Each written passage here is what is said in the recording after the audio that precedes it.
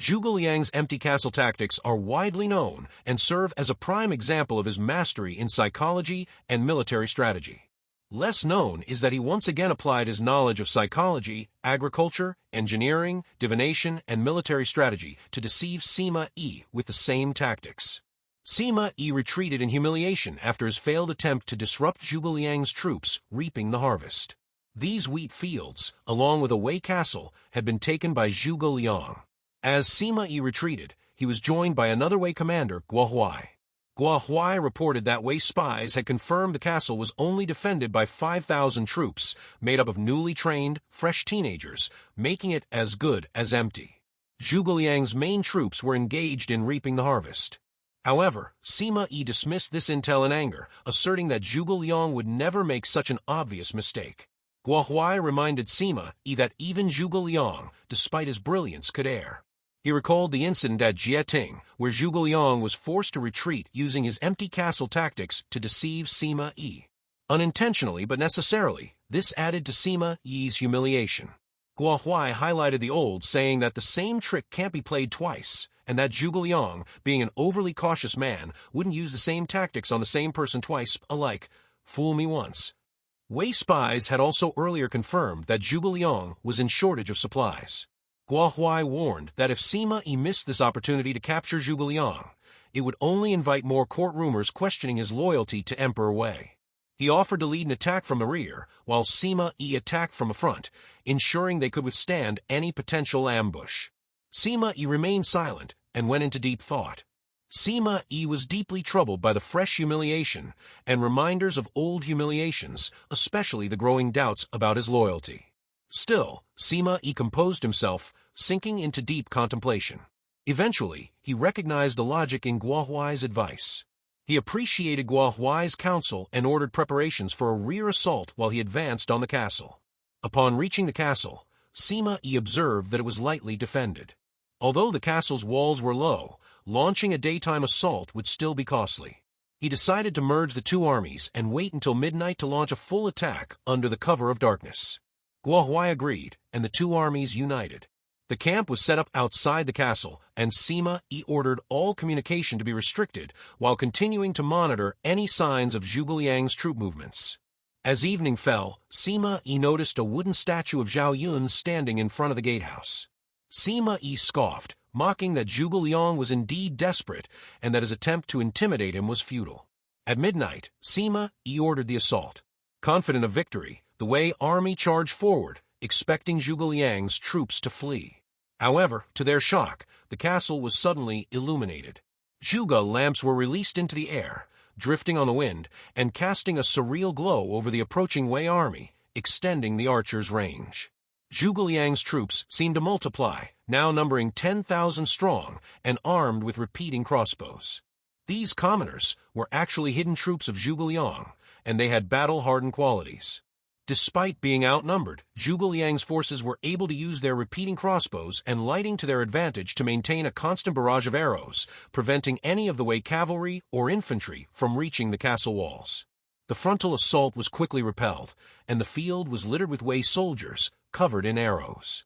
Sima Yi and Guo Huai, still determined, prepared for a second charge, but were interrupted by a signal fire from the castle. Zhuge Liang's 4 generals led troops in a coordinated attack from multiple directions, overwhelming the Wei army. The castle troops led by Zhao Yun suddenly appear and lead the castle troop to join in the charge. It was like hungry tigers charging into a flock of sheep, with most of the sheep being torn apart by the tigers.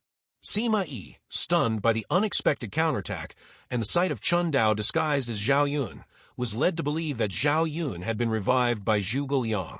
This illusion spread to both Wei and Shu troops, with all convinced that the legendary hero had returned. The appearance of Zhao Yun sent Zhuge Liang's troops into a frenzy, tripling their morale and unleashing Zhuge Liang's dragon fury. Meanwhile, the Wei troops, gripped by disbelief and fear, lost all will to fight. In panic, Sima Yi managed to break through the encirclement and retreat to a nearby hilltop. More than 6,000 men were lost. Guo Huai, though shaken by the heavy defeat, quickly regrouped the surviving troops at the base behind the hill and immediately reported to Sima Yi to begin planning a countermeasure. Guo Huai was indeed a fine general who earned Sima Yi's respect on the battlefield. How did Zhuge Liang manage to play Sima Yi into his hands once again?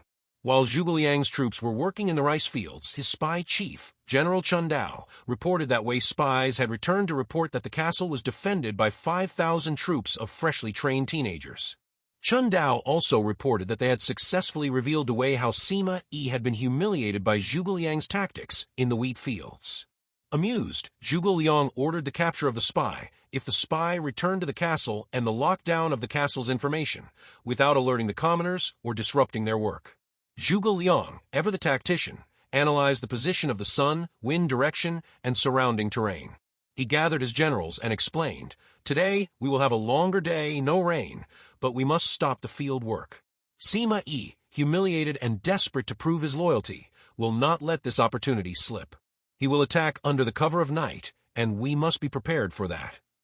Zhuge Liang ordered his generals, Zhang Wei, Zhang Yi Ma Dai, and Ma Zhong, to conceal troops at the four corners of the wheat field at east-west of castle. They were to remain hidden until Sima Yi's forces attacked, at which point they would unleash a counterstrike using the advantage of the castle's defenses. Separately, Zhuge Liang secretly instructed Chun Dao to disguise 5,000 elite white feather troops as commoners from Shu, posing as new migrants relocating to the newly captured city. He also ordered the creation of a statue in honor of Zhao Yun, reflecting the Shu culture's reverence for him. Furthermore, Zhuge Liang instructed Chun Dao to wear attire resembling Zhao Yun's when nightfall arrived. The two shared a quiet laugh, appreciating the cleverness of the plan. Zhuge Liang, accompanied by 100 young and inexperienced foot soldiers, concealed himself at the center of the field, allowing him to observe and command the battle. What happened next unfolded exactly as Zhuge Liang had anticipated, confirming once again his multidimensional intellect. Combining his vast knowledge delivered results never seen before. After the battle, the Shu generals were still astonished to witness Zhao Yun charging out of the castle and sought Zhuge Liang's wisdom on the tactic of revivification. Zhuge Liang laughed and explained, "The secret of heaven cannot be revealed. Once revealed, it loses its power.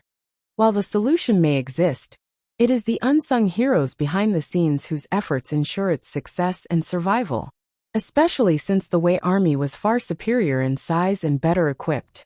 Zhuge Liang knew that most would not understand, except for Jiang Wei, his direct disciple, who knew the true reason. Do you understand? To learn how Zhuge Liang's multidimensional intellect worked, click the link in the description.